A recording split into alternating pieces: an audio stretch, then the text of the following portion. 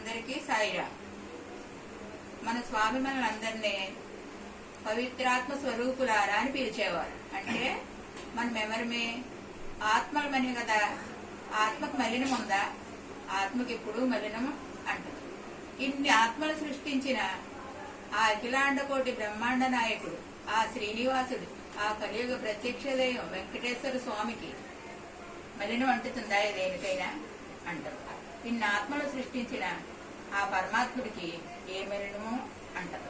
ఎవ్వరు ఏం చేయాలన్నా కూడా ఆయన దరిదాపుల్లో కూడా వెళ్ళలేరు. ఆయన మండుతున్న అగ్నిపర్వతం, ఆయన ఒక అగ్ని కోళం లాంటి వాడు.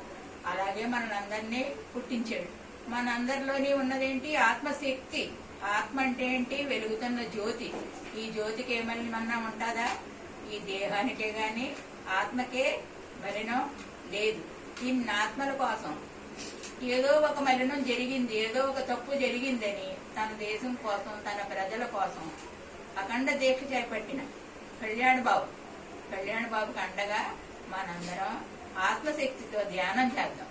ఆత్మశక్తి అంటే వెలుగు, వేడి. మనం ఒక ధ్యానం చేస్తా ఉంటే ఆ పుడుతున్న వేడికి మరి అందరికీ తప్పు చేయాలి, ఏదో ఒక ద్రోహం చేయాలని తలపెట్టిన వాడు ఒక పురుగులా మాడిపోవాలి ఈ ఆత్మశక్తి. అందుకే మనం వెలుగుని పుట్టించాలి ఆత్మశక్తితో.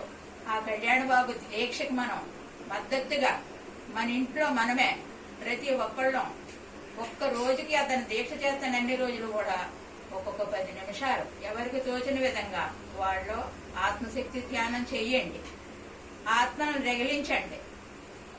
తప్పు చేసిన వాళ్ళు పురుగుల్లా మాడిపోయేలా మన ఆత్మశక్తిని అతనికి ధ్యానంగా, మన ధ్యాన శక్తిని అతని దీక్షకి శక్తిగా దారిపోయాలని, ప్రతి ఒక్కళ్ళు కళ్యాణ బాబుకి మద్దతుగా నిలబడాలని, ఆత్మశక్తి ధ్యానం చెయ్యాలని, ఎవ్వరు కూడా మనకేదో మలినం వెంటిపోయింది అని ఎవరు కూడా ఫీల్ అవ్వకూడదు, బాధపడకూడదు. మనకి ఏది కూడా అంటది మనకి. ఎందుకంటే మనం ఆత్మలం కాబట్టి దేహానికి ఏదన్నా కానీ ఆత్మకి ఏ మలినం లేదు కాబట్టి ప్రతి ఒక్కళ్ళు ఈ విషయాన్ని తెలుసుకుని ఆత్మశక్తి ధ్యానం చేయాలని ప్రతి ఒక్క భక్తుల్ని, ప్రతి ఒక్క హిందూ ధర్మాన్ని పాటిస్తున్న ప్రతి ఒక్కరిని పేరున కోరుకుంటూ సాయిరాం.